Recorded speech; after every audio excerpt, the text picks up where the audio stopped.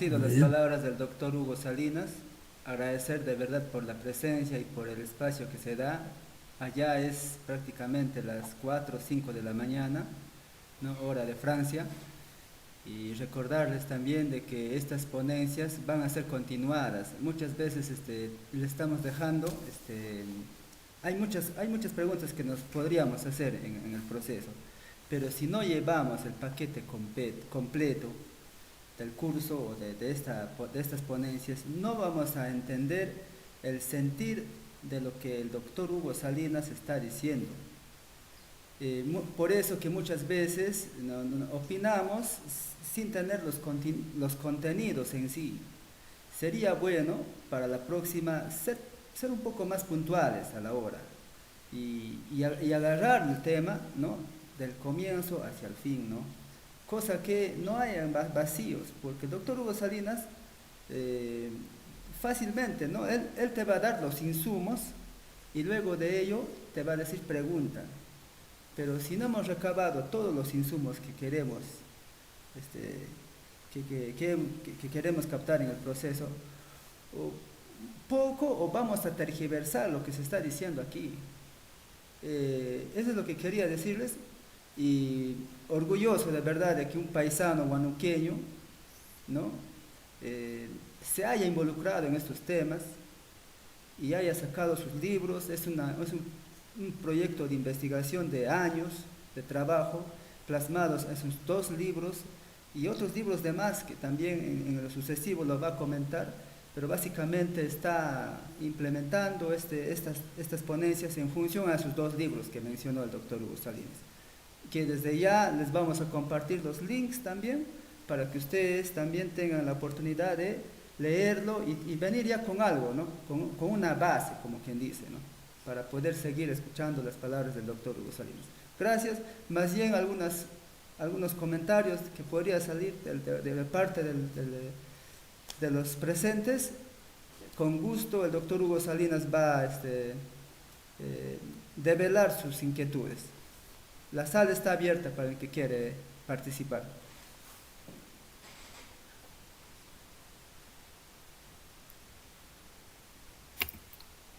Bueno, yo quería preguntar sobre el crecimiento de la población y el crecimiento económico de un país.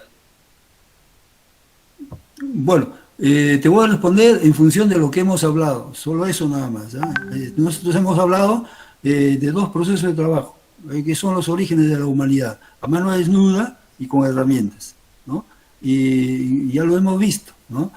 Cuando pasamos del proceso de trabajo a mano desnuda hacia el proceso de trabajo con herramientas, la población crece, de forma natural crece. Y crece porque el ser humano tiene mejor nivel de productividad, puede alimentar a más personas. La misma cantidad de trabajadores puede alimentar a más personas, porque con la lanza, con la flecha, con todas esas herramientas de trabajo que tiene, ¿no? Nuevas, hace una mejor canasta de alimentación y eso permite el crecimiento de la población, ¿no? Entonces, el crecimiento de la población no es un problema. Ustedes han visto, esas poblaciones han crecido y no ha habido ni pobreza ni desocupación. Pero sí, indudablemente que hay un equilibrio. Hay un equilibrio porque está en función, ellos viven en una naturaleza que yo le llamo centro de alimentación. Al costado del río, ustedes han visto en el Perú, ¿no? Conocen cómo se instalaban los grupos sociales. Ustedes verán que la mayoría de los grupos sociales, o casi todos los grupos por obligación, tenían que tener cerca una fuente de agua, que es sustancial, al costado de los ríos, al costado del mar, al costado de la laguna. Ustedes han visto en dónde están instalados esos pueblos originarios. Y que el resto de la naturaleza les provea de los alimentos, no solamente del río y del mar, sino de la misma naturaleza para la recolección. Eso tiene un límite, ¿no? Hay un límite ahí, entonces la población tampoco puede crecer de una manera exponencial, tiene un límite, por eso que ellos tenían formas de equilibrarse. Uno de ellos indudablemente es que ahora lo vemos con un criterio malsano, malo, negativo, ellos regulaban su población de una u otra manera, regulaban su población en función de ese centro de alimentación, no en función de alguien. Hoy día, ustedes es conocido en el Perú la acción negativa de Fujimori cuando quiso esterilizar a las mujeres. Porque como hay muchos pobres, y eso es una consigna, viene de lo que llaman el consenso de Washington, y de mucho más antes. Ustedes han escuchado hablar de Malthus, ¿no? En donde la producción tenía un crecimiento aritmético y el otro exponencial, ¿no? La población tenía un crecimiento exponencial. Entonces había que parar eso porque no había tantos alimentos para tantas personas. Entonces, ¿y cómo parar? Pues simplemente matarlos, ¿no? Y matarlos en el origen. Y eso es lo que Fujimori con su grupo lo hicieron, ¿eh? Hicieron esterilizar a las mujeres para que no tengan más hijos, porque más hijos eran más pobres. Y eso no es así, ¿no? Entonces, la dinámica de la actividad económica en los orígenes de la humanidad no tenía ese concepto. Ellos eran conscientes del tamaño del centro de alimentación y en función de eso crecían. Y por supuesto que crecía porque iban descubriendo nuevas herramientas, nuevas formas de trabajar, nuevos elementos que le permitían que su nueva forma de trabajar con herramientas sea mucho más eficaz. ¿Ya? Muchas gracias. Doctor, muy buenas noches. Buenas noches, Luis. Bueno, nos explicó un poco claro sobre la nueva fórmula de la teoría del cambio. No me quedó tan claro. El PBI, bueno, el Producto Bruto Interno, en la fórmula nos indica a base 2 menos el trabajo, a base 2. ¿Por qué a base 2? Ok, entiendo. Disculpe que no haya explicado el subíndice 2. Sí. El subíndice 2.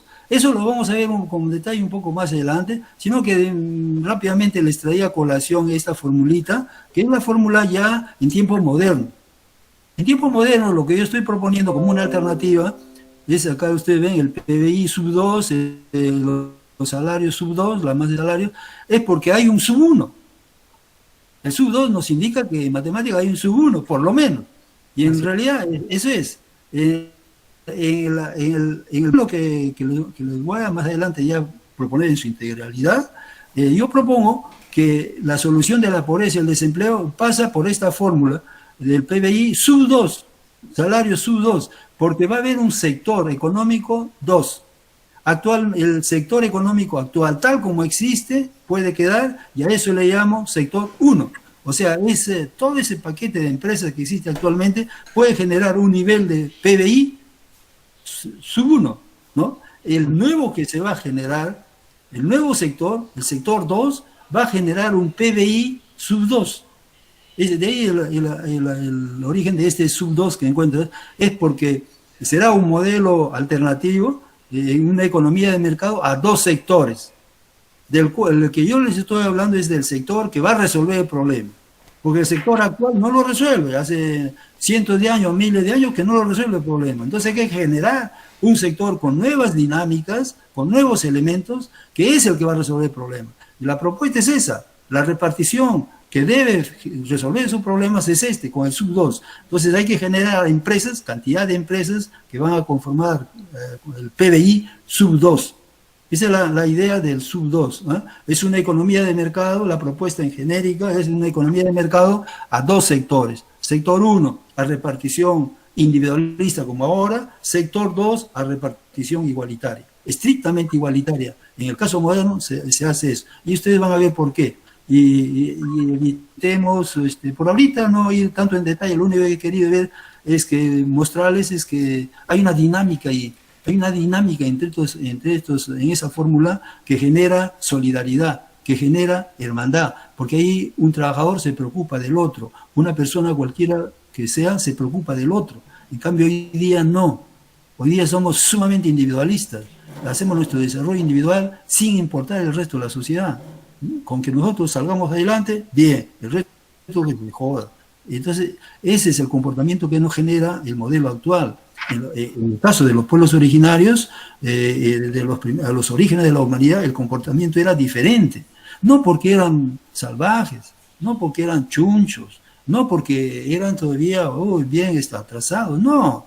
Es que la dinámica de la actividad económica facilitaba ese comportamiento, empujaba ese comportamiento. Buenas noches. Quería hacer una consulta. Primeramente agradecerle por la ponencia. ¿Me escuchan? Sí, sí, le escucho, Carla. Ah, ya.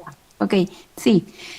Mira, la duda que me genera o la inquietud que tengo es que normalmente cuando nosotros nos referimos a modelos económicos, etcétera, se manejan supuestos.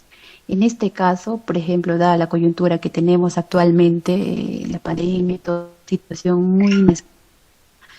En este caso, para que este modelo, el que usted plantea, funcione o sea viable,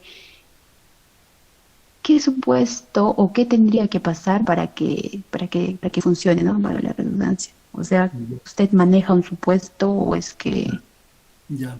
Actualmente, eso, ¿no? yo, como Básicamente. decía al inicio, tengo una formación de economista y entonces en economía se establecen ciertos supuestos para resolver el problema, ¿no? Para plantear el problema, incluso los supuestos. Supongamos que, y entonces sigue todo. Y justamente ahí es el gran error. Supongamos que muchas veces no existe. En otros casos sí, porque ese supuesto lo han sacado de un caso real. Entonces supongamos que es una manera de introducir teóricamente el problema, pero en la mayoría de casos, y por eso que no lo resuelven, porque ese supongamos que no existe, es una elucubración mental para resolver el problema. Actualmente la teoría económica está llena de fórmulas y el que no sabe matemática está fregado para estudiar la economía. Entonces es pura fórmulas y fórmulas que, que son elegantes, son bonitas, tienen consistencia, tienen todo, pero no puede aplicarse porque no tiene contenido real. En lo que yo estoy hablando, ustedes han visto, si estoy poniendo esa fórmula es la única que existe y que va a salir como un resultado. No es porque yo supongo que así es. Va a salir como un resultado y lo están viendo. Desde el origen de la humanidad, ¿ah? Todos se juntaron alrededor del venado. Toda la población, N. Entonces ya me sale una primera variable, N. Todos. Todo el grupo social es N. No estoy haciendo un supuesto. Es una realidad. Y luego ahí tienes ahí el venado. Es el venado que lo van a consumir todos. Esa es toda la riqueza creada. Esa es toda la riqueza creada por ese grupo social. ¿Y qué cosa es la riqueza creada? La totalidad de la riqueza creada es el PBI. Entonces tampoco hago un supuesto imaginario. Es una realidad. Y en términos modernos, pues cuando se activa, cuando desarrollamos una actividad económica, cualquiera que fuere, a hacer una casa, a armar nuestra tiendita, un negocio cualquiera, siempre hay un asalariado. Entonces hay que pagarle, ¿no? Hay que pagarle, esos son los salarios. Es una realidad. Ahí no hay un supuesto. Entonces ahí considero la totalidad de los salarios que se paga en un país es la masa de salarios. Estás viendo que en la fórmula no hay supuestos irreales. Yo puedo decir ahí, supongamos que la población es 31 millones de habitantes, pero es un caso real el que estoy tomando. No lo saco de la cabeza, lo estoy sacando de una realidad. ¿No? Ese es, yo diría, en mi proposición, la diferencia con la cantidad de modelos, los modelos de diferente tipo que tiene nuestra teoría económica y que no sirven para mucho en el caso de resolver la pobreza y el desempleo. Solo en ese caso. En el resto es otra cosa, ahí no intervengo yo. Bien, no sé si contesté a la pregunta, Carla.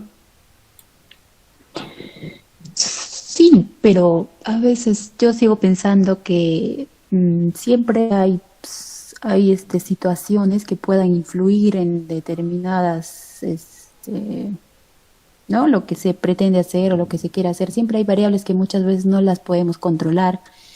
Y en este caso tendríamos que analizar cuáles serían a detalle, ¿no? Porque Ya, claro. Me decía, quizás sí, haber claro. entendido. Es una segunda parte de la pregunta, ¿no? Claro. Incluso en esa fórmula que he presentado, que trasciende la realidad, indudablemente cuando uno quiere accionar, tú tienes que ahí sí hacer, ver la realidad y decir, ¿qué pasaría si la población sigue creciendo?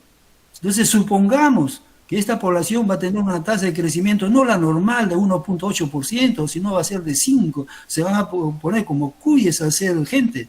Entonces, ¿qué pasaría con la actividad económica? ¿Qué es lo que hay que prever para mejorar una cosa y todo, para que por lo menos la situación siga como ahora? Entonces, ahí comienzan a hacer los supuestos, pero no son supuestos tirados de la cabeza, sino para hacer los análisis, ¿no? ¿Qué pasaría si la riqueza que hemos generado ya no es un venado, son 2 venados? ¿Cuál sería el resultado? ¿No? Claro. Entonces, ahí intervienen indudablemente los supuestos. Entonces, uno, ¿cómo ponerlo en práctica? Ahí sí has puesto una cosa ya mucho más seria, ¿no? ¿Cómo poner en práctica la teoría económica, el modelo que estoy presentando? Pero esa pregunta sí, yo preferiría que me lo hagas cuando ya estemos casi al final. ¿Cómo aplicar? Claro. Por ahora, Ok. lo que tratamos de entender es esta propuesta, cómo es en su consistencia, cómo es lo que yo lo he pensado, cómo es que lo he sacado de... Porque ahorita cojo tu pregunta para decirles que esto no es elucubración mía, es lo que pienso que es cómo ha vivido la humanidad. Cómo ha vivido la humanidad desde los orígenes de la humanidad hasta ahora, y de ahí me salen los 5 procesos. Ahí están en la historia de la humanidad, no los he inventado. Entonces lo único que he hecho yo es ponerlos en relieve y concatenar su dinámica, la dinámica en cómo generar bienes económicos y cómo repartir esos bienes económicos. Entonces los he separado en 2. Y eso es una separación, ahí sí, es una separación, digamos, de una científica, porque en realidad esos 2 elementos están juntos, siempre andan pegados, siempre andan pegados. El proceso de trabajo y la decisión económica aparecen siempre juntos, y aparecen en todos los elementos del proceso de trabajo. Por eso es que a la decisión socioeconómica, a la repartición individualista y igualitaria, no lo vemos, hasta ahora diríamos, no lo veíamos porque la decisión es una decisión de sociedad y toda decisión no lo puede escoger. Entonces, ¿cómo se manifiestan esas decisiones? A través de los elementos del proceso de trabajo. Un caso, bueno, en tiempos modernos, un caso concreto en tiempos modernos, el capital. El capital es un elemento del proceso de trabajo actual. Ese es un elemento. Y hoy día lo entendemos como pernicioso al capital. De ahí que sale la noción de capitalismo. Pero no es el problema del capital. El problema es de la decisión socioeconómica.